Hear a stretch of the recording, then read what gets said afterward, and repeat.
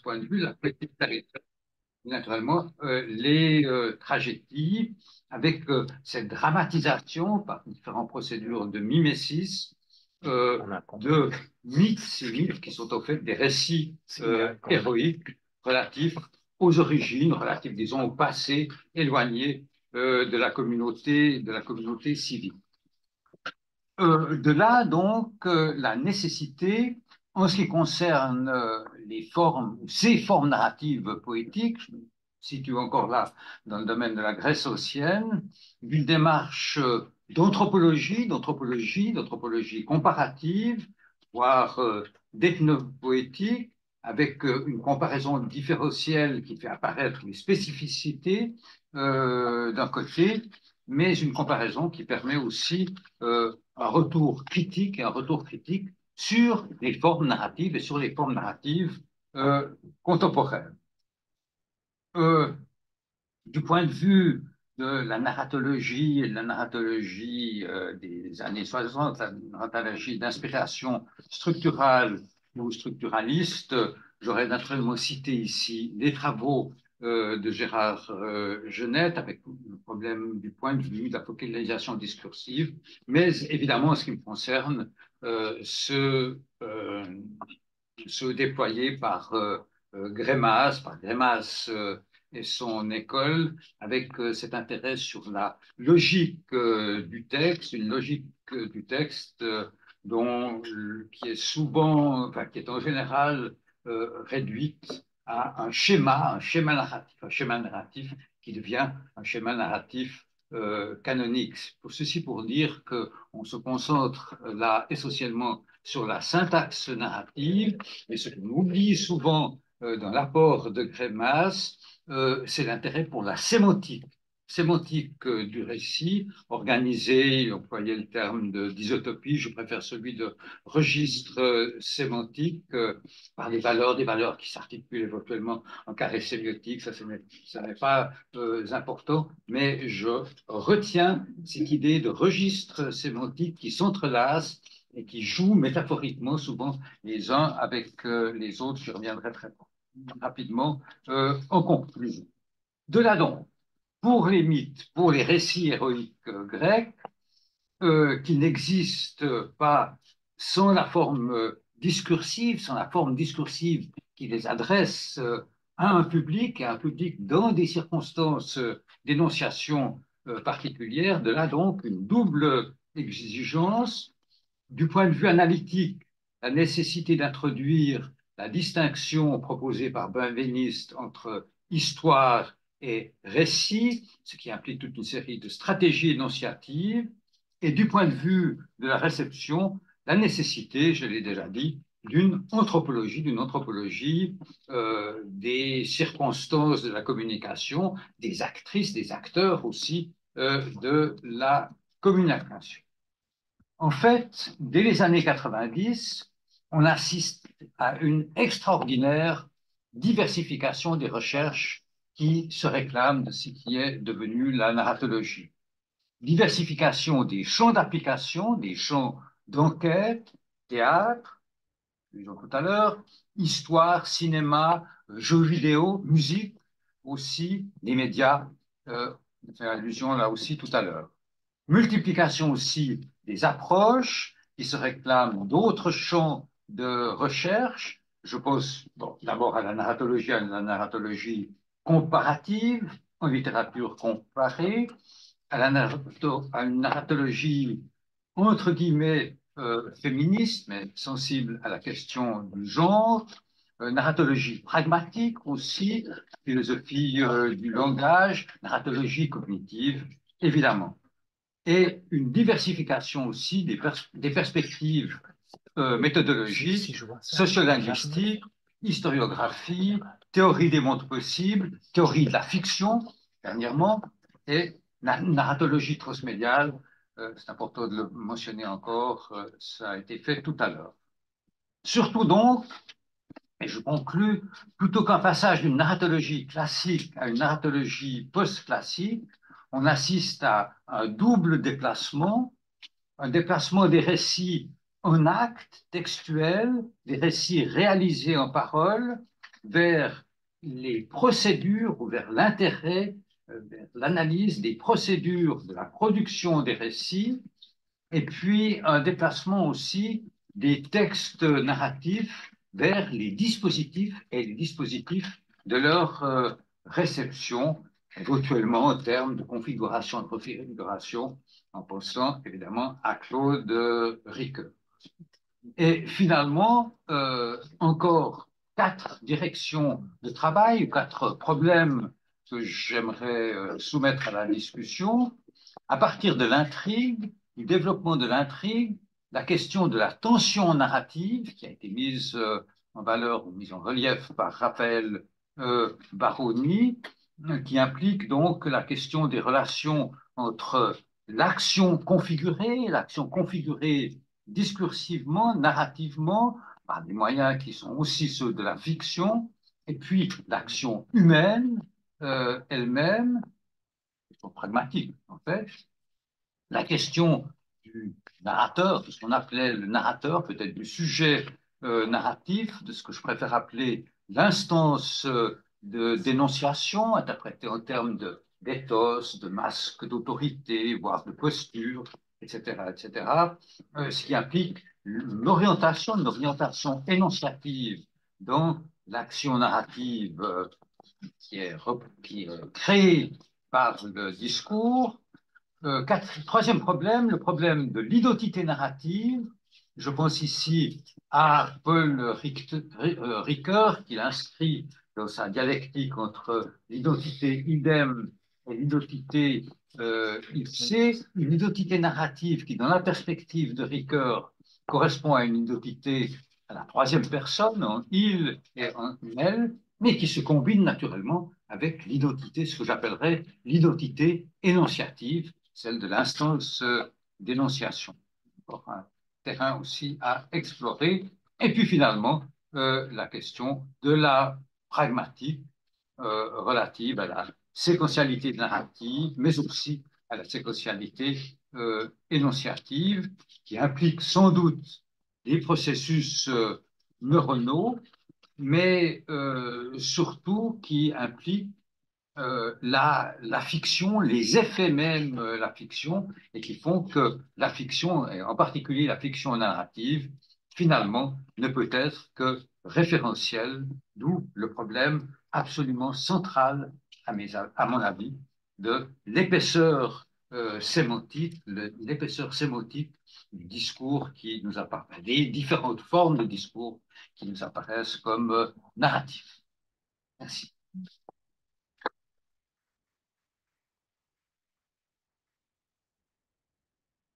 Merci beaucoup. Nous allons maintenant passer de la Grèce ancienne au XXe siècle dans les corpus, avec une intervention de Lisbeth Cortas-Saltes, qui est professeure émérite de l'Université de Groningue aux Pays-Bas. Sa recherche porte sur la théorie du récit, la relation entre narrativité et valeur, l'approche éthique et méta-herméneutique de la littérature et de la critique. Donc, parmi ces publications ou co-publications, on peut citer le numéro Éthique et littérature pour la revue Études littéraires en 2000, Revisited Conceptions of Authorship around 1900 and 2000 en 2010, The Autonomy of Literature at the fin de siècle 900 and 2000, a Critical Assessment en 2017, Ethos and Narrative Interpretation, The Negotiation of Values in Fiction en 2014, qui a obtenu le prix Perkins pour la meilleure étude en théorie narrative, outre de nombreux articles dans des revues internationales sur la littérature et la théorie du fait. Merci. Grand merci aussi à John pour tout ton travail pendant toutes ces années et de nous avoir accueillis aussi en tant qu'étrangers à ce séminaire très riche. Merci à toutes aussi pour l'introduction qui me permet de couper une partie de ma présentation. Merci aussi à M. Kalam pour la même raison. Donc, ça nous permettra de gagner peut-être un peu de temps. J'avais d'abord constaté que le CRAL, d'après ma perception, est une de ces plateformes qui offre une occasion de rencontre à de jeunes chercheurs mais aussi à des chercheurs un petit peu moins jeunes. C'est vraiment un lieu d'échange tel que je l'ai perçu. Et je vois aussi combien ça fonctionne bien dans la tentative d'échange, d'ouverture à l'étranger. J'ai trouvé ça, excusez-moi de le dire, presque rare par rapport à mes autres expériences françaises. Et je dois dire que ça se retrouve aussi dans la fertilité des débats intellectuels qui peuvent se retracer, dont on peut retracer la source, en quelque sorte, à ce séminaire. Je me suis demandé qu'est-ce que je pouvais contribuer. Ce sera un peu moins formalisé, ce sera un petit peu plus improvisé parce que des choses ont été dites. Je me suis demandé, je viens de l'extérieur d'une certaine manière. Qu'est-ce qui me frappe? Ce sont des choses que, par exemple, John, dans ce volume qui recueille des réflexions sur la narratologie, disons, française ou francophone, a déjà signalé, mais que vraiment je perçois comme une grande richesse. Je travaille moi-même, disons, aussi bien avec des sources théoriques allemandes, anglaises, italiennes, françaises, et je ressens à chaque fois à quel point c'est une force des études et de la recherche en littérature dans le domaine français qui réside dans une combinaison particulière de stylistique, disons, qui mène à une étude extrêmement fine de toutes les nuances qu'on peut exprimer à travers le style, l'approche rhétorique, pragmatique, soutenue, disons, l'analyse de l'énonciation, la poétique au sens de Genette et de Philippe Hamon et autres. Donc, un intérêt aussi bien pour les structures du narratif que pour le moindre détail de la forme qui peut devenir significatif. Tout ceci soutenu par, en général, une très solide formation historique et philosophique. Ça donne une sorte de feuilleté aux approches, disons, narratologiques françaises, une finesse que je ne retrouve pas toujours ailleurs. Et je ne dis pas ça pour flatter. Et c'est aussi, ça apporte, disons, un très riche instrumentaire herméneutique, parce qu'il faut bien dire que la narratologie sert beaucoup aussi à, disons, une boîte à outils, comme on a dit, pour le travail herméneutique, mais aussi un très fertile terreau pour la théorisation. Et je reviendrai à cette notion de théorisation. On observe assez vite, mais vous l'avez dit tous les deux, dans la série de séminaires, non seulement une ouverture vers de nombreuses formes et genres narratifs, vers la narrativité, ailleurs que dans les textes de fiction et dans tous les médias, mais on observe aussi ce passage d'une recherche sur la forme vers une recherche sur le faire verbal et narratif. Mais vous l'avez très bien décrit, je n'ai pas besoin d'insister trop là-dessus. Je partage avec vous, Monsieur Calame, votre critique de la distinction entre, disons, la narratologie post-classique versus la narratologie classique. Je crois que c'est une mécompréhension et une occultation d'une très grande partie du structuralisme qui n'était pas toujours axé sur un texte conçu comme un bloc autonome et où toutes les structures étaient immanentes. L'intérêt déjà chez les formalistes russes avec Tilianov par exemple, et puis dans le structuralisme tchèque, et puis en partie dans le structuralisme français, était intéressé dans, disons, je dirais presque, pour employer le terme de Lotman, la sémiosphère, était intéressé par les manifestations de la culture et qui prenait entre autres une forme narrative et dont on pouvait essayer de saisir des mécanismes en décrivant une structure conçue comme autonome, mais en fait pour les besoins de la cause et comme intermédiaire vers une analyse du fonctionnement de cette structure dans un ensemble culturel et sémiotique plus vaste. Je pense à Mukarovsky, par exemple. Mukarovsky. Néanmoins, mais je n'insisterai pas trop là-dessus, l'orientation sur le texte demeure aussi très forte dans la tradition française. Parce que d'un côté, on voit l'intérêt pour le texte littéraire ou le texte narratif de n'importe quel genre comme un objet sémiotique co-construit qui inclut la production du texte et par auteur et médiateur, qui inclut le contexte, qui inclut le récepteur, l'interprète, mais en même temps, il y a encore une très forte accentuation du travail en fait à faire de description, je mets tout plein de guillemets autour de la notion de description du texte comme tâche centrale du chercheur. Je ne vais pas dire tous les beaux enrichissements qui se sont faits de l'analyse de l'énonciation, de l'analyse de la métalepse, de la complexité, de la séquentialité, tout ça. Je voudrais m'arrêter un peu plus à ce que je trouve très important et intéressant dans la recherche francophone, française, la recherche sur le genre, et notamment les genres de discours, les genres narratifs, et aussi sur la fiction et la fictionnalité. Je crois que là, c'est extrêmement important. Il y a toutes ces, disons, nous sommes à une époque, vous avez parlé des différents turns, hein, le linguistic turn, pragmatic turn, on aurait pu parler du ethical turn, on pourrait parler du narrative turn. Il y a une tendance à une pan-narrativité, hein, tout est narratif, tout est dans tout et réciproquement. À ce moment-là, que peut nous apporter une théorie, hein? Dans quelle mesure peut-elle encore devenir opérationnelle, intéressante, hein? Je pense qu'il faut maintenir un certain degré de spécification. Pour la fiction, ça me paraît un travail essentiel à faire. Si je pense à la manière dont, Jean-Marie, tu as décrit, disons, le contrat en quelque sorte de feintise ludique, hein, pour parler de fiction, et si je regarde à l'heure actuelle comment les étudiants que j'ai eus, comment des gens que je connais qui sont dans des groupes de lecture, comment ils lisent des œuvres présentées comme fictionnelles, je crois que dans beaucoup de cas, la notion d'abord de ludicité disparaît, reste la notion de feintise, mais elle acquiert des associations avec le mensonge, parfois davantage qu'avec le jeu. Et je pense que nous sommes dans une époque très intéressante où les conventions qui nous permettent de cadrer, de comprendre dans quel genre de communication nous nous engageons, que ces conventions sont en train de changer. Ça a affaire à beaucoup de facteurs, socialisation littéraire, hein, socialisation par rapport au langage même et au jeu de langage.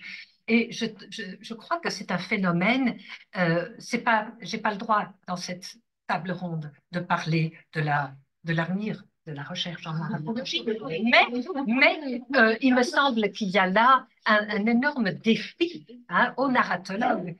Il y a là un issue, comme diraient les Anglais ou Américains, à creuser. Comment décrire ce changement de convention, comment l'expliquer et comment le réfléchir, comment le juger. Personnellement, je le trouve grave, hein, parce qu'on peut établir des liens entre, disons, le maintien de la démocratie, mais bon, ça c'est peut-être pour la discussion. Mais le travail sur la fiction, de manière générale, les différents types de fiction, et Olivier a de belles choses écrites là-dessus, mais aussi sur la fiction littéraire, quelles sont les conventions, quelles sont les fonctions qu'elles jouent dans une culture, me semble essentiel, et quelles normes sous-tendent notre rapport à la fiction.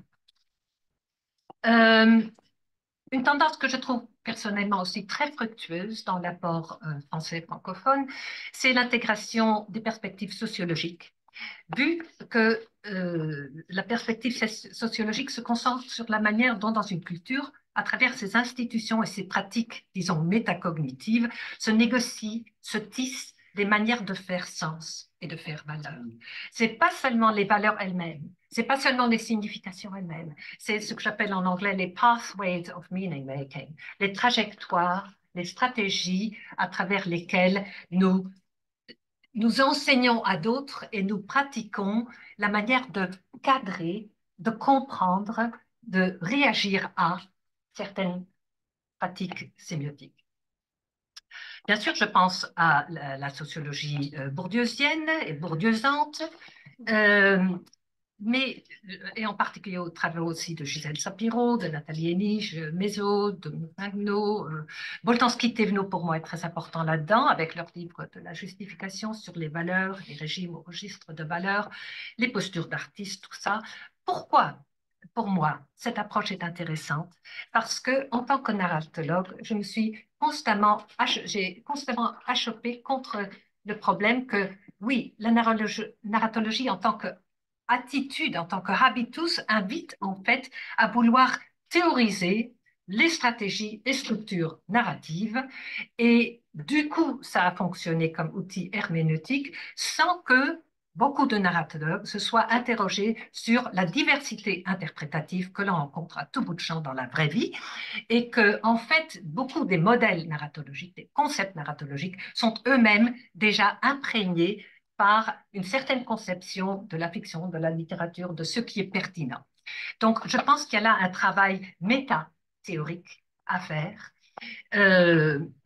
Et je vais aller vers ma conclusion parce que sinon, je vais quand même pas trop longtemps.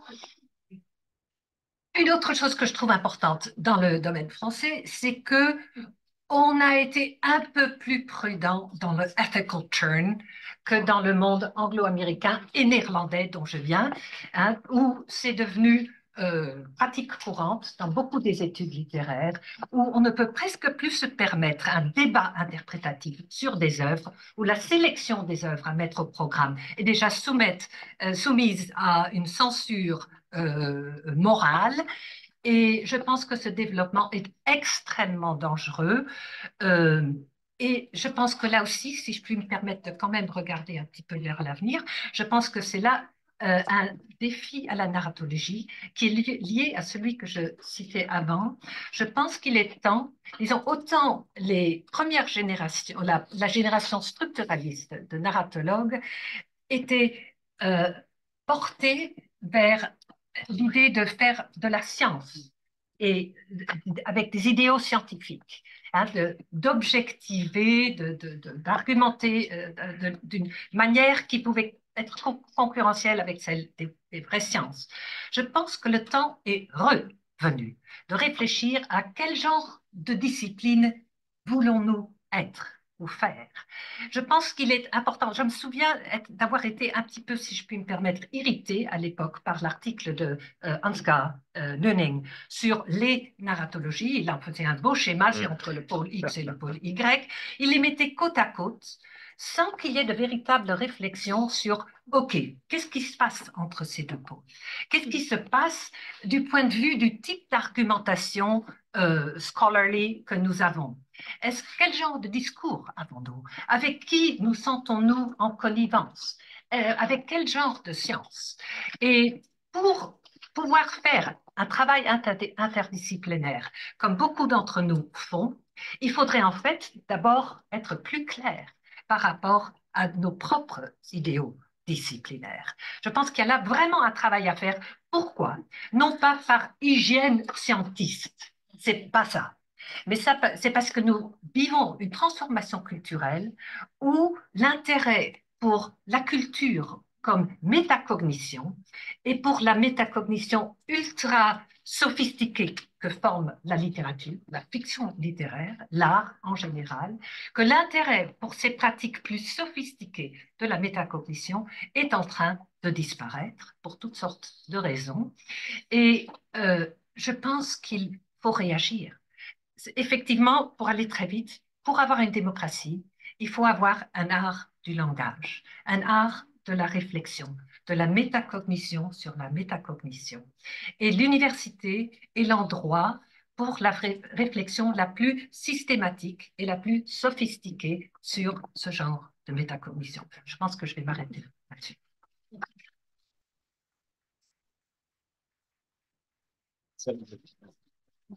Merci beaucoup, Lisbeth. Je pense qu'il y aura effectivement pas mal d'analyses et de pro-analyses entre les deux tableaux rondes. Je vais céder la parole à Annick Louis, qui est professeure à l'Université de Franche-Comté et qui est membre de l'équipe pédagogique de l'EHESS, également membre de l'Institut universitaire de France depuis 2022 et de l'Academia Europae depuis 2023. Elle est comparatiste et spécialisée dans la théorie littéraire et des rapports entre littérature et sciences humaines et sociales. Ses dernières publications en français sont L'Invention de Troie, les vies rêvées de Heinrich Schliemann en 2020, Sans objet pour une épistémologie du littéraire en 2021 et Homo Explorator, l'écriture non littéraire d'Arthur Rimbaud, Lucio Mansilla et Heinrich Schliemann en 2022.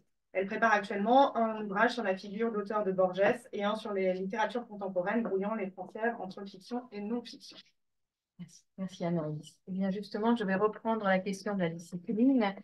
Donc, je pense que c'est un peu plus rapide et 5 minutes, je ne sais pas, mais 6 peut-être. Donc, ma intervention va porter sur la question du statut de la narratologie. En d'autres mots, est-ce que la narratologie est une discipline? Donc, je ne veux pas dire définir le genre de discipline, mais en tout cas, voilà.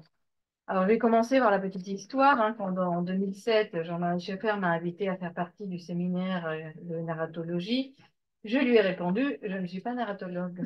Et si ma mémoire est bonne, tu m'as dit, moi non plus. Et tu as rajouté, mais en tant que spécialiste du récit, nous devons beaucoup à la narratologie, ce qui m'a convaincu de faire partie de l'équipe.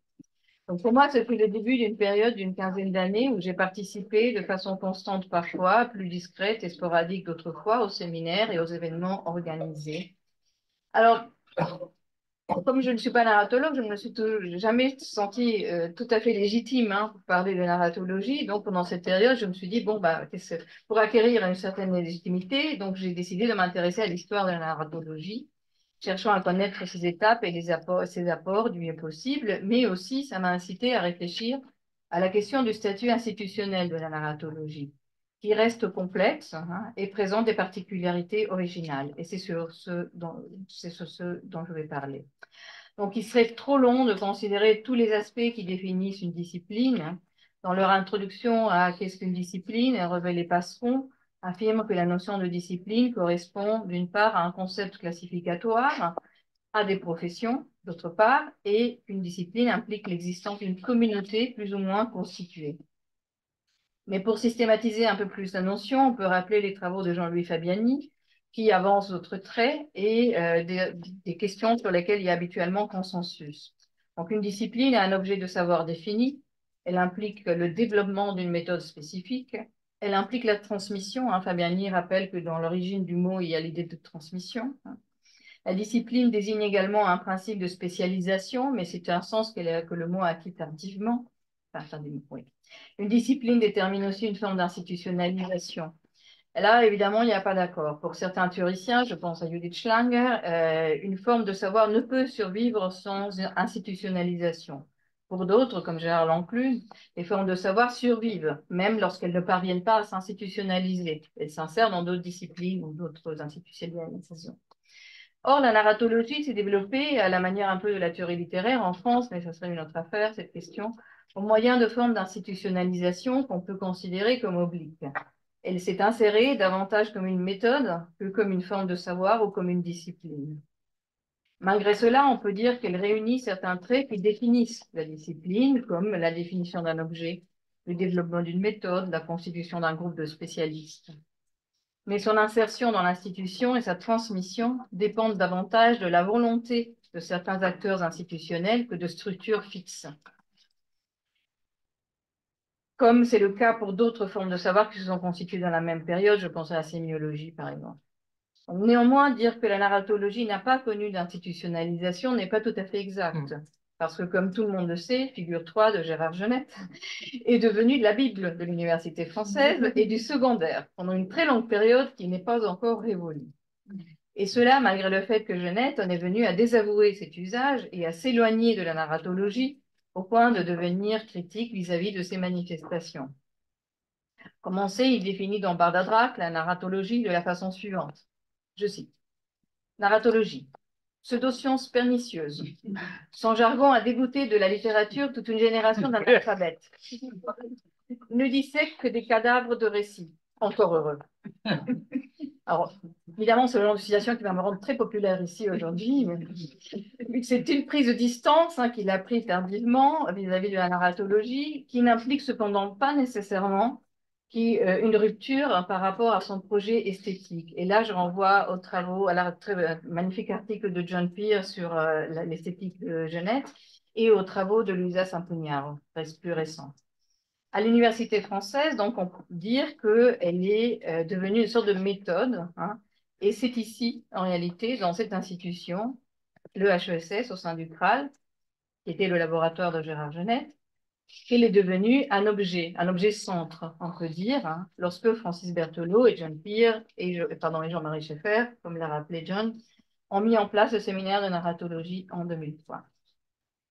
Cependant, il reste un problème. Évidemment, les choses ne sont pas si simples. Comme chacun sait, à l'EHESS, et comme me l'a fait remarquer Genette quand je suis arrivée ici pour faire ma thèse, les études littéraires peinent à trouver leur place et à maintenir leur emplacement lorsqu'ils s'y insèrent, et restent dans un statut un peu incertain.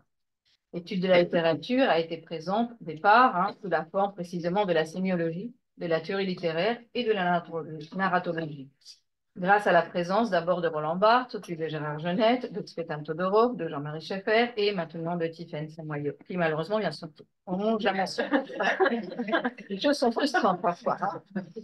Donc, même s'il ne fait aucun doute que des théories, des concepts, des méthodes, des rhétoriques propres à la discipline littéraire circulent dans cette institution, le HESS, et ont été appropriées par les sciences humaines et sociales dans l'institution, qui font des usages divers du texte littéraire également, comme l'histoire, la sociologie, l'anthropologie, l'ethnographie. Ce mode spécifique de traitement de l'objet propre à l'EHESS, c'est-à-dire l'objet littéraire, qui consiste à ne pas le constituer en discipline, mais à l'aborder sous l'angle des sciences sociales et à construire les textes littéraires comme une sorte de transversalité. Tel est le cas, je dirais, de la narratologie, qui s'est développée dans l'institution dans ces conditions. On peut rajouter aussi que depuis une quinzaine d'années, la place réservée aux études littéraires s'est à la fois précisée et développée à l'EHESS. Mais il ne fait aucun doute que l'entrée dans le système LMD en 2006 a également joué un rôle, car on a vu depuis ce moment l'intérêt que suscite une formation en master et en doctorat qui permet d'articuler les sciences humaines et sociales à la littérature. Et dans ce cadre, la narratologie a joué un rôle important en formant de nombreux étudiants en thèse et en doctorat et apportant des outils et des méthodes pour l'analyse du récit littéraire et en s'ouvrant à l'étude du récit et en d'autres formes d'art. Toujours avec un fort ancrage dans les débats et les phénomènes contemporains, ce qui a été une particularité du séminaire. Ce sont ces conditions particulières qui ont rendu possible l'ouverture d'un espace à la narratologie qui a néanmoins généralement été prise en charge, la narratologie, par des enseignants universitaires présents à l'EHESS, des chercheurs CNRS et des chercheurs de l'École normale supérieure. Reste la question, au séminaire, a-t-on formé des narratologues? Moi, je resterai plutôt dans l'idée que nous avons formé à l'analyse du récit. Merci beaucoup.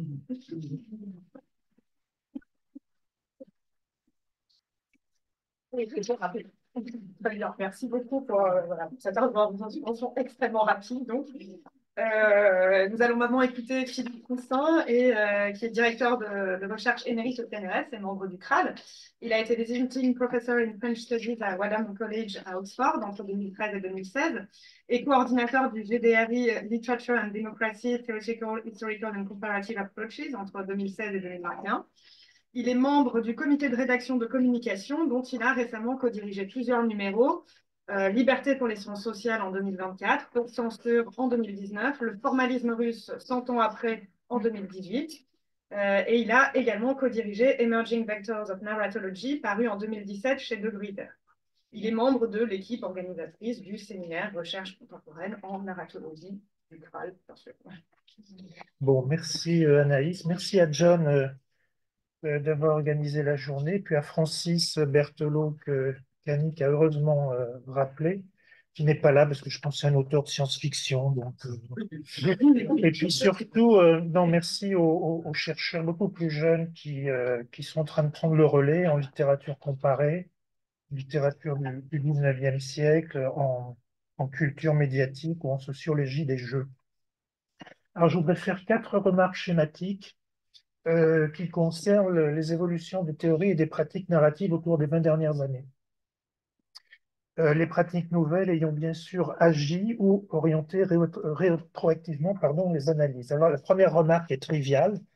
Elle concerne l'ubiquité, l'omniprésence, et ce que James Phelan a nommé l'impérialisme du récit dans la culture occidentale aujourd'hui. Bon, c'est-à-dire c'est le fait que le récit est sorti de son premier livre verbal, littéraire et esthétique ou poétique, celui qui avait fait la base empirique de la narratologie il y a 60 ans. Donc je passe sur le fait que le récit a fait l'objet, après le structuralisme, alors sur la question des disciplines, sur la question des temporalités, c'est intéressant parce que le récit a fait l'objet effectivement d'un intérêt central de la part des SHS, mais après le structuralisme. Dans le post-structuralisme, quoi que cela veuille dire, en sociaux, en anthropologie, en philosophie, particulièrement en phénoménologie, en psychologie, en neurosciences, notamment lorsqu'il s'agit de savoir comment mémoire épisodique et mémoire sémantique constituaient la mémoire autobiographique ou pas, comme dans le cas des troubles du récit. Alors, je soumets une réflexion d'un philosophe proche d'Habermas et proche de Ricoeur, Jean-Marc Ferry, sur les puissances de l'expérience, le sujet et le verbe, ça date d'il y a 30 ans, 1991. Et donc, il décrit la narration comme, je cite, le mode discursif privilégié d'une théorie de l'identité personnelle. Bon, ça, nous savons à quoi ça renvoie. La suite est plus intéressante. Celui qui, par excellence, pourra conjurer les spectres très modernes de l'absence de monde, l'absence de nom, la perte de sens, la perte d'identité, ça c'est encore Ricoeur. Et ce qui est intéressant, c'est la suite. Elle a un quasi-monopole des questions substantielles dans la théorie des discours. Je ne pense pas que ça ait changé. Alors, deuxième remarque, donc du point de vue des pratiques surtout, je dirais que deux termes sont apparus qui rendent compte de cette sortie du lit, du verbal et du littéraire. Deux notions, les notions d'intermédialité et de transmédialité. Donc l'intermédialité, ça apparaît à la fin des années 80 chez Muller ou chez un historien ou théoricien du cinéma comme Gaudreau. Ce qui est très intéressant, c'est que ça apparaît chez Gaudreau dans les écrits sur le cinéma des premiers temps. C'est-à-dire c'est autour du centenaire 1895, etc., qui a eu un certain nombre d'échos. Et donc Gaudreau écrit que l'émergence et l'avènement du cinéma résultent d'un, je cite, d'un maillage intermédial complexe. L'intermédialité, je le cite, est, je pense, un concept indispensable pour étudier et comprendre le cinéma des premiers temps, un concept qui nous permet de formuler des propositions qui renouvellent notre façon d'envisager la place du dit cinéma, etc. Alors, seconde notion, c'est la transmédialité avec le succès que l'on connaît. Donc, c'est avec la théorie de la convergence culturelle de Jenkins en 2006 que le terme transmedia storytelling, donc transmédia, s'est imposé. Et donc, la notion de transmédialité, pardon, repose sur deux motifs principaux. Premièrement, c'est évidemment l'avènement du numérique dans la vie sociale. Et deuxièmement, c'est la patrimonialisation des arts populaires. Donc, la transmédialité permet d'expliquer, je dirais, sans trop d'embarras critique, des formes contemporaines d'adaptation et d'extension narrative liées au cycle fictionnel, au genre et au thème narratif. Ben, tout ce qui intéresse éminemment que ce soit Anaïs ou Olivier, qui ont repris en main le séminaire, donc récits visuels, cinéma, séries qui sont devenues la forme dominante du narratif dans la culture, je dirais, occidentale et asiatique. Alors, une petite remarque, c'est que Jenkins n'aborde jamais de front les valeurs esthétiques des récits transmédiaux qu'il étudie. C'est-à-dire, il leur octroie une sorte de valeur générale. Bon, ce qui me paraît, que ce soit intermédialité ou transmédialité, ce qui me paraît intéressant, c'est que pour le récit comme pour la fiction, qui au fond suivi l'intérêt pour le récit, la recherche est toujours interdisciplinaire et elle est internationale. Alors, troisième remarque, donc posé comme un fait anthropologique et culturel central, bon, je répète, le récit n'est plus majoritairement étudié aujourd'hui via sa dimension littéraire, mais via d'autres supports médiatiques, donc les supports médiatiques dominants d'aujourd'hui, portés par les industries en Occident et en Asie. Alors, c'est un certain nombre de conséquences, ce déplacement. C'est-à-dire, dans la narratologie des années 60, on sait tous que c'est le discours du récit, l'énonciation qui focalise l'attention, du fait de la base empirique qui est fournie par, en général, le grand récit moderniste, bon, européen, le plus souvent. comme objet. Aujourd'hui, conséquence de la place prise par la culture médiatique et populaire, ce n'est pas le discours qui retient l'intérêt, c'est l'histoire. Et donc, évidemment, l'intrigue, le suspense, on en a parlé, ou le personnage. Alors, je vais rejoindre les intervenants précédents. Je pense qu'on n'est pas passé du tout d'une narratologie classique à une narratologie post-classique. C'est-à-dire qu'après la narratologie post-classique, il y a toujours le risque qu'on passe à une narratologie baroque, ou une narratologie cubiste. Plus sérieusement, je pense que l'historiographie de l'histoire de l'art ne nous est d'aucun concours ici. On n'est pas passé du classique au post-classique. Avec ce dont j'ai parlé auparavant, on est passé du qui au quoi. Question du qui à la question du quoi. Alors, quatrième et dernière remarque, ça peut paraître prétentieux, présomptueux, en quelques mots, dans quel type de culture narrative vivons-nous? Donc, il a été question de la sémiosphère, donc je vais me référer à la sémiotique de la culture de Lottmann, qui bouclera avec les années 70. Donc, dans la structure du texte artistique, Lottmann divise les œuvres littéraires, les œuvres d'art en deux classes, typologiquement en corrélation, même si historiquement, il dit bien sûr qu'il a souvent existé un rapport de continuité. Donc, la première classe est constituée par des phénomènes artistiques dont la structure est donnée à l'avance et où l'attente de l'auditeur, du public, est justifiée par toute la construction de l'œuvre. Donc, l'autre classe correspond à des œuvres dont la nature codée n'est pas connue du public avant le début de la perception artistique. Donc, les premières, il les range du côté de ce qu'il nomme une esthétique de l'identité, et les secondes du côté d'une esthétique de l'opposition. Alors, à propos de ce qu'il appelle le rituel de la formation, c'est Lottmann dans la traduction française, il établit donc une alternance entre texte à sujet, au sens du formalisme, hein, le terme de sujet, et texte sans sujet. Texte à sujet, donc tendance, au fond, les textes à sujet sont du côté de ce qu'il appelle la tendance du lecteur ou de l'auditeur, tandis que les textes sans sujet, c'est-à-dire les textes complexes, tirent du côté du lecteur. Alors, je cite quelques lignes. Il est impossible de ne pas remarquer que les tendances du lecteur prennent le dessus dans les formes de textes qui sont tout particulièrement des textes à sujet, qui visent des constructions nettement contrastées, dénudées. Ces propriétés sont le fait de textes appartenant par exemple à l'art folklorique médiéval, aux romans d'aventure, aux poèmes romantiques. Il faut remarquer que non comme règle, mais comme tendance, la position de l'auditeur est davantage propre aux formes de l'art de masse, et en particulier à ce qu'on appelle la culture de masse. Fin de citation.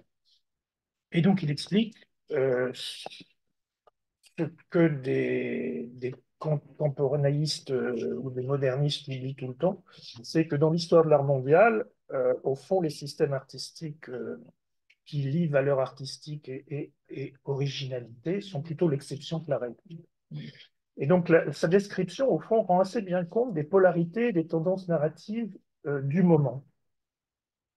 C'est-à-dire que ce soit la tendance du lecteur, de l'audience, du public qui domine aujourd'hui par rapport au pôle auteur, y compris à travers les problèmes juridiques que ça pose, explique, à mon avis, aussi bien deux choses. Premièrement, les communautés de fans, et d'autre part, là c'est une publicité clandestine, le fait qu'on puisse se poser la question aujourd'hui de l'acceptabilité des récits.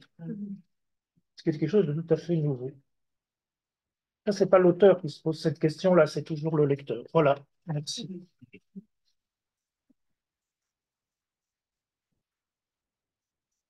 Merci beaucoup, Philippe. Nous poursuivons avec Jean-Marie Schaeffer, qui est philosophe, directeur de recherche émérite au CNRS et directeur d'études à l'EFESS. Il a dirigé le CRAL entre 2002 et 2010.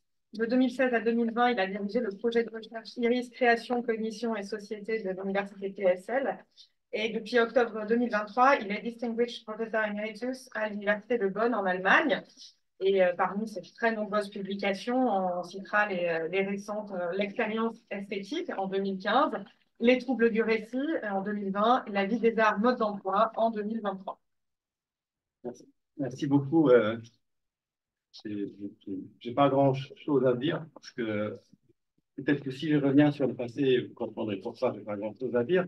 C'est que j'ai joué un rôle vraiment mineur dans le développement de ce séminaire. Mais peut-être que si je remonte à la préhistoire, on pourra comprendre pourquoi il est né au crâne. A priori, ça a été rappelé lors de l'introduction, au moment où le crâne est né, tous ceux qui avaient travaillé dans le domaine de la narratologie ou du récit, dans d'autres approches, avaient cessé de le faire ou étaient en train de cesser de le faire, pour des raisons d'ailleurs très différentes. Genève, parce que voilà, il s'intéressait à la littérature, à d'autres aspects de la littérature et puis après aux autres arts. Cézanne, parce qu'un peu comme Thomas Pauval, dans un tout autre milieu, il a eu voilà, cette prise en quelque sorte existentielle il avait convaincu du fait qu'il était devenu formaliste parce qu'il avait grandi dans un pays communiste où c'était la seule façon d'échapper à les yeux de la censure. Et Thomas a toujours dit la même chose. Donc c'est finalement, après un certain moment, ils ont retrouvé leur spontanéité de chercheurs qui étaient dans d'autres domaines. Christian Metz, lui, avait toujours un peu oscillé entre analyse sémiotique et psychanalyse, et il a d'ailleurs essayé de les combiner, et je pense qu'après, c'est vraiment la psychanalyse qu'il a remporté. Donc, a priori, quand on regarde tous les gens qui ont été recrutés au CRAL après sa formation, aucun n'était spécialiste, non, Philippe, de l'analyse du récit, ni moi, ni tous les autres. Donc, il n'y avait aucune raison qu'à un moment donné, cette analyse du récit ou la narratologie revienne. À l'école, d'ailleurs, il n'y avait pas de demande non plus pour que ce soit. On a discuté, je me rappelez bien, beaucoup du récit, des historiens, mais c'était dans une toute autre perspective. C'était la question de la vérité, etc. Donc, c'était vite la question de la fiction, en fait, qui, à travers la narration, voilà, oui. Et donc, en fait, c'est par un hasard heureux que John est venu au colloque Métalabs et puis voilà, au séminaire. Et si j'ai soutenu la naissance, après, moi, j'étais plus, j'avais plus un grand rôle, c'était pour deux raisons qui n'étaient. Une était scientifique et l'autre était privée. La raison privée était que ma grande-fille avait 13 ans à aller au collège et était intoxiquée des catégories de discours du récit. Et je pensais que les enfants ne méritaient pas ça. Le discours du récit ne méritait pas non plus ça. Certainement pas. Et ce qui s'était passé, je pense, et ce qui avait tué dans l'œuf, d'une certaine manière, une étude narrative des textes littéraires, parce qu'au départ, c'était bien ça, c'était les textes littéraires et spécifiquement les textes de fiction, même pendant un certain temps. C'était cette institutionnalisation très, très rapide, mais qui ne s'était pas opérée à travers, disons, déjà ici, la personne qui avait été la plus importante dans ce sens-là, qui était Genève, mais qui s'est opérée parce qu'on l'a lu comme un ensemble d'outils qui, enfin, les enfants allaient comprendre ce qu'ils lisaient. En gros, c'était ça.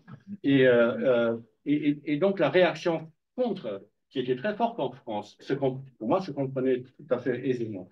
Mais je voyais bien qu'à l'étranger, les gens travaillaient, continuaient à travailler, faisaient des choses nouvelles, intégraient en partie Genève, en partie ne l'intégraient pas, enfin, étaient en opposition à lui, mais les analyses narratives commençaient à se développer. Et je pensais que c'était important. C'était une dette personnelle que moi j'avais à l'égard de Genève qui travaillait même là-dedans pour que l'école, où ça avait démarré en tout cas pour cette variante-là de narratologie, essaye de se réinsérer dans les débats internationaux. Après, c'est tous ceux qui, ici, Philippe, Annick et Claude et tous ceux qui ont participé, voilà, c'est grâce à vous que ça a été fait. Donc, en fait, je pourrais m'arrêter ici. Je veux simplement ajouter un mot. J'ai participé parfois au séminaire, mais comme tu l'as dit, je ne me suis jamais considéré comme un narratologue, mais je pense qu'il n'y a pas grand monde qui se considère. Donc, vous ne faites pas dans la vie que je suis narratologue. Bon, ça doit être assez rare. parce que On le cache. si j'avais une préférence pour la narratologie genevienne par rapport à la narratologie ou à l'analyse narrative par exemple, de Grémas ou plus tard de Ricoeur, c'est parce que justement c'était une analyse technique qui n'impliquait pas qu'on accepte une grande théorie de ce qu'était le récit. Que sa propre analyse ait eu des biais, sans doute, chaque analyse a ses biais que on ne se rend pas compte, c'est les autres qui les découvrent, mais on n'était pas obligé d'abord comment dire, de passer par une adhésion à un grand système pour pouvoir, de façon un peu fructueuse, appliquer les catégories. On pouvait les prendre une à une même, on pouvait, voilà. Et je trouve que ça permettait ce qui, moi, m'a toujours, c'est plus à la mode, mais ce qui, moi, m'a toujours paru important, un dialogue interdisciplinaire. Parce qu'on pouvait se retrouver autour de quelques notions et à travers les notions, autour de quelques objets empiriques. Après, il faut voir si ça marche ou pas. Et je pense que la narratologie, que ce soit ici dans ce séminaire ou dans ce que j'en connais au niveau international, a jusqu'à aujourd'hui réussi à ménager ce statut un peu de passage finalement et la plupart des narratologues eux-mêmes font de tels passages entre ce qui est leur travail par ailleurs et puis cette analyse littéraire.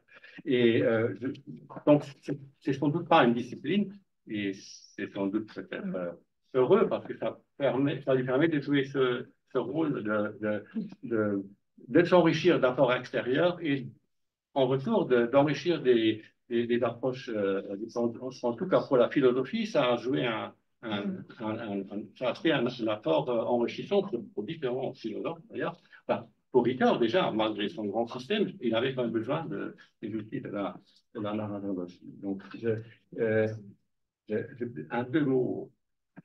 Je ne pense pas que quand Bardin Druck, Genette a présenté, c'était comme le dictionnaire des idées reçues. C'était ça, c'était les idées reçues. C'était pas que lui, il pense ça. Oui, parce qu'il savait que tout le monde. Au séminaire, en tout cas. En fait, je suis d'accord avec tout ce que vous avez dit aussi. Charles Philippe, je me suis demandé si l'intérêt pour l'intrigue, elle était déjà chez Grémas. Il y avait déjà, non? Il y avait cette. C'est pas quelque chose de nouveau en ce sens-là, mais le fait que ce soit si important aujourd'hui et qu'on oublie que c'est une des options, ça c'est tout autre chose. Et puis je vais défendre la psychologie qui s'est intéressée au récit longtemps avant, déjà en tout cas depuis les années 60, donc peut-être au même moment, mais déjà en fait dans les années 30, déjà il y a des premiers travaux. Maintenant, si moi je m'y suis intéressé maintenant, évidemment, vu la pression du contexte, là je suis tout à fait d'accord avec toi. Non, non, mais ce n'était pas une critique. Hein, non, mais non, je voulais dire, c'est vrai que c'est ça. C'est devenu. Parce qu'il y a eu un déplacement des pratiques de la fiction. Il y a eu et du récit, il y a eu un déplacement des analyses.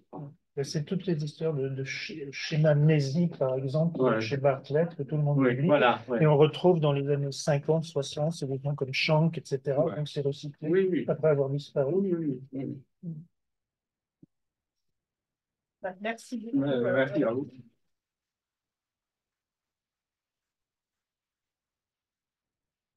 Nous passons maintenant à Michael Sheppel, qui a fait des études de lettres de l'université de Tübingen, de Tau et de Göttingen.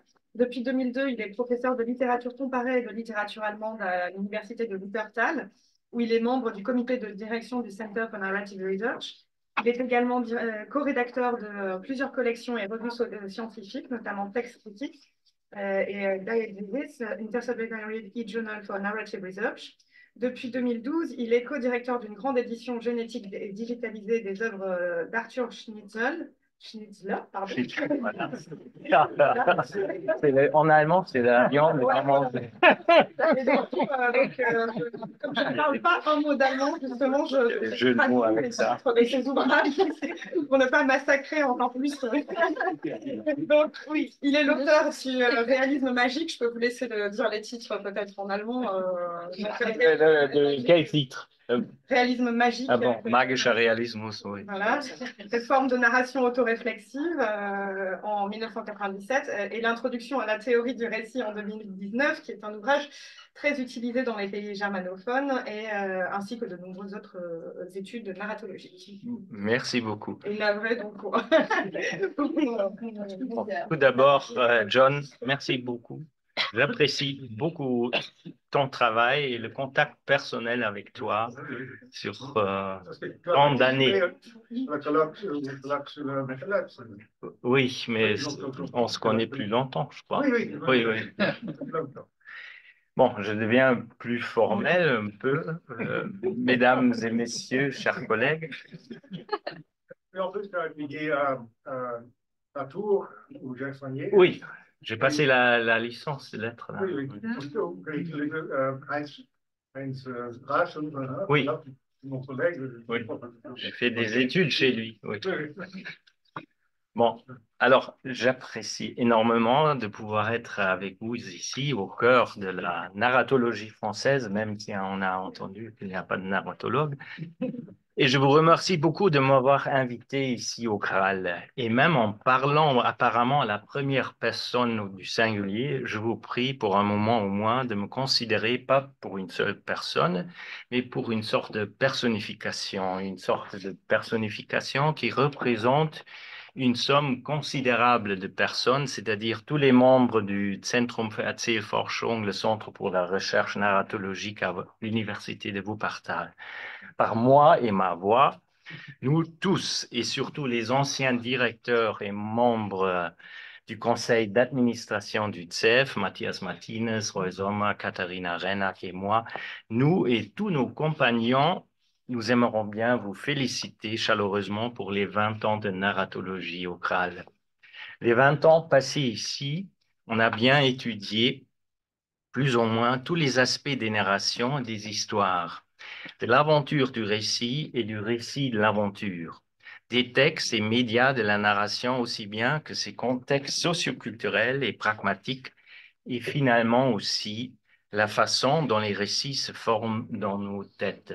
De toute façon, c'est une expérience impressionnante d'étudier, comme je l'ai fait pour l'occasion donnée, les papiers sont là, d'étudier de nouveau les programmes des séminaires au cours des 20 ans passés. Moi-même, d'ailleurs, j'ai parlé ici au Graal à propos des relations entre Gérard Genette et la narratologie allemande. Et une autre fois, j'ai suivi les relations entre la narration épisodique et les histoires de vie. Les histoires de vie, cela touche autant les gens que les institutions. En ce qui concerne les épisodes de l'histoire de ma propre vie, pour parler en personne pour un moment, il faut constater que je passerai prochainement la limite de l'épisode de mon service dans l'université, mais je continuerai, bien sûr, le fil de mon histoire de, voici le mot, narratologue.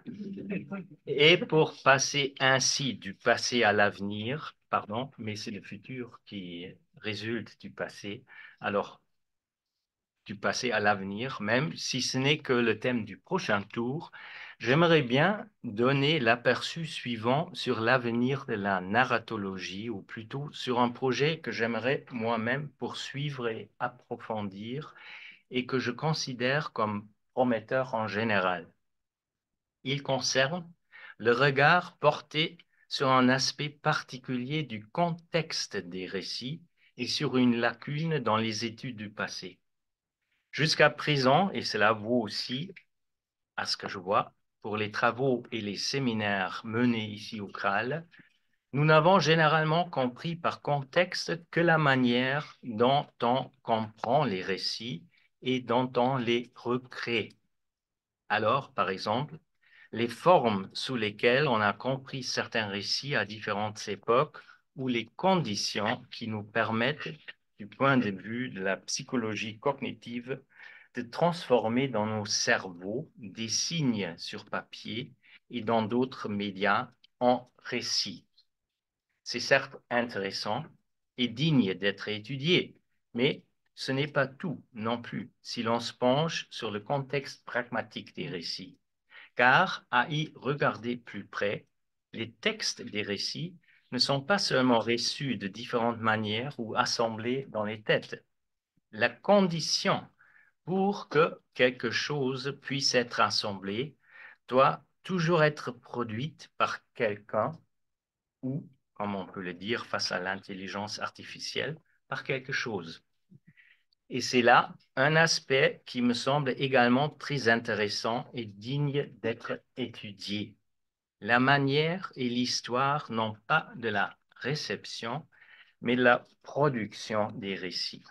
En d'autres termes, il me semble intéressant de poursuivre le projet de ce que j'appelle une narratologie génétique, c'est-à-dire une forme de narratologie qui utilise le projet d'une herméneutique narrative à la Ricoeur avec son cercle de préfiguration, configuration et réfiguration des récits, ainsi que le modèle idiogénétique de la constitution narrative, c'est-à-dire présentée par Wolf Schmidt, c'est-à-dire la distinction entre les différents niveaux du récit allant d'un ou plusieurs événements jusqu'au texte d'une histoire. La narratologie que j'ai en tête utilisera ces modèles pour étudier la manière réelle de la production des textes des récits. De cette manière, et c'est ce qui m'intéresse actuellement, il serait peut-être possible de modéliser comment les textes de récits existants et transmis se sont formés à leur tour dans la tête et sur le papier des auteurs. Grâce à notre connaissance et nos travaux au cadre d'une grande édition critique et génétique des œuvres, le nom a été prononcé, de l'auteur Arthur Schnitzler, mais c'est seulement un exemple, j'ai pu réaliser à son propos des premiers travaux dans cette direction. Des travaux qui essayent de combiner la théorie de la narration et nos connaissances de l'étude pratique de la production réelle des histoires et des narrations, ou tout bref, les histoires concrètes des voies de l'imagination créatrice, de l'aventure des récits, aussi bien que des aventures racontées. Un projet à suivre, une vision pour une narratologie à venir. Merci pour votre attention et à la vingtaine prochaine.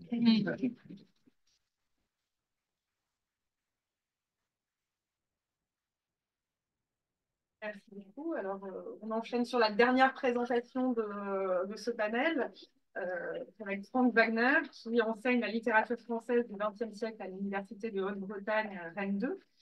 Il est membre du conseil de rédaction de la revue poétique, du comité de rédaction de la revue Vox Poetica et co-directeur de la collection Théocrite. Ses travaux portent sur la théorie de la littérature, avec une prédilection pour la voix narrative, le narrateur non fiable et la métalepse, et la littérature narrative du second XXe siècle et de l'extrême contemporain.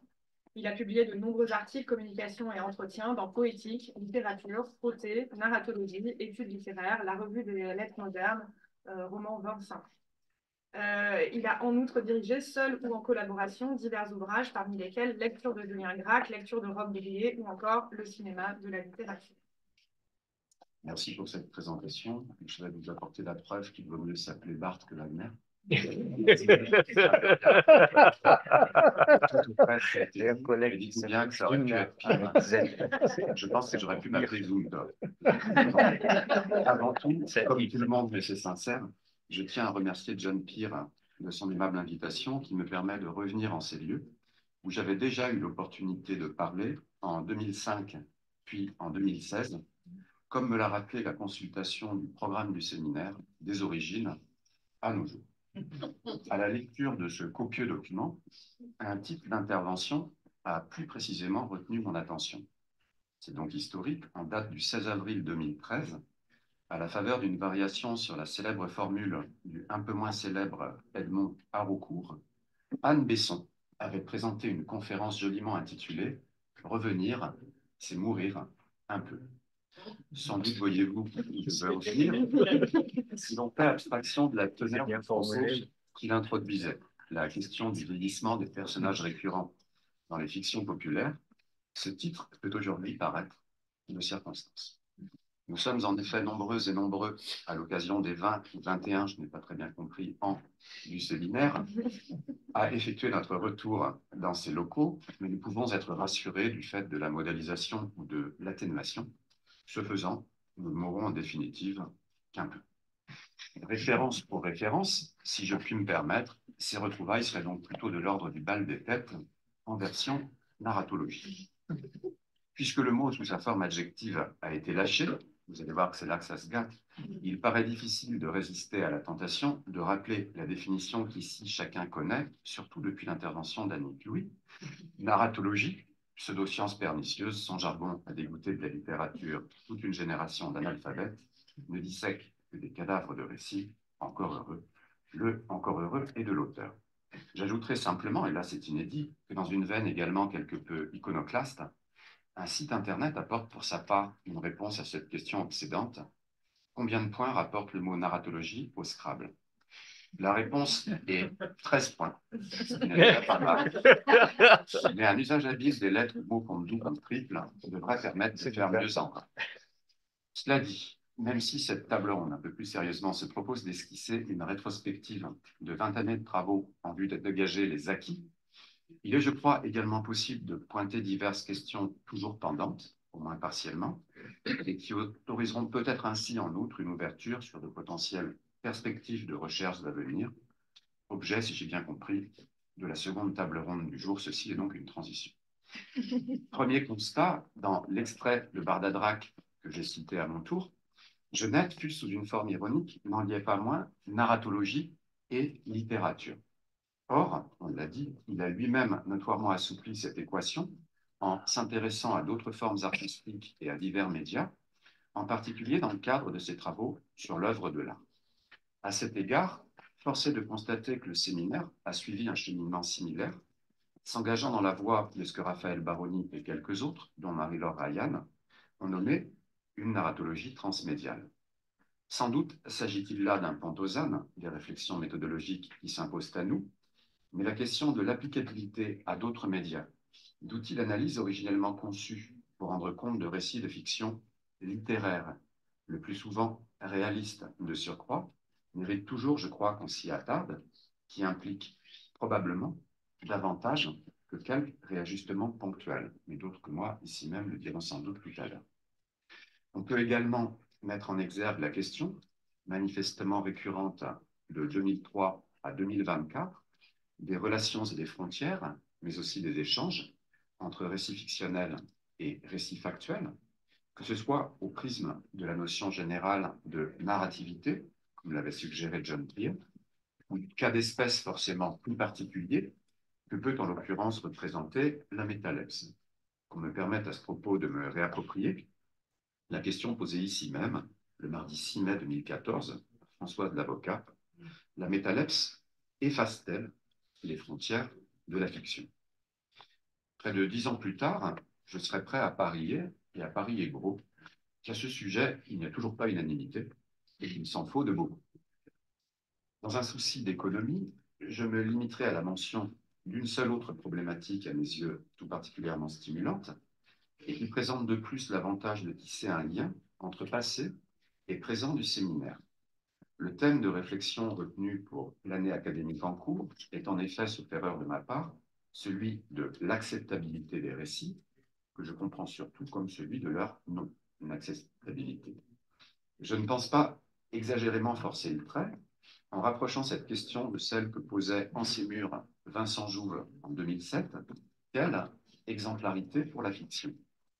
Car à l'examen, ce qui conduit bien les observateurs contemporains à juger inacceptable tel récit fictionnel tient à la valeur d'exemple qu'ils estiment a priori possible de lui attribuer, alors même que, comme le soutenait Jouve, je crois, cela n'a rien d'évident. Le débat, me semble-t-il, mériterait à tout le moins d'être posé, ou reposé, ou relancé. Tels sont donc quelques-uns des axes de réflexion que m'a paru receler dans le cadre d'une rétrospective le programme du séminaire tel qu'il s'est développé au fil des ans. Parmi bien d'autres axes, s'entend. Par exemple, la question, pas si simple qu'il y paraît, et nombre d'entre nous l'ont dit déjà avant moi, de la distinction entre narratologie classique et post-classique, évoquée non seulement par Herman, mais par Prince également, ici même. Celle des critères présidant à l'établissement d'un diagnostic de non-fiabilité de l'instance narrative, confère Ansgar Nunning, lui aussi déjà nommé.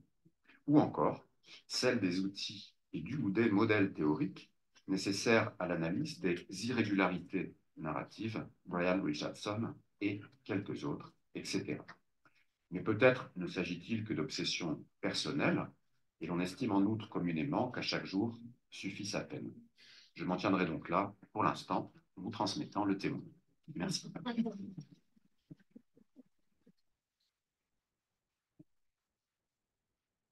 Merci à vous tous pour toutes ces interventions qui sont très riches et qui permettent une très belle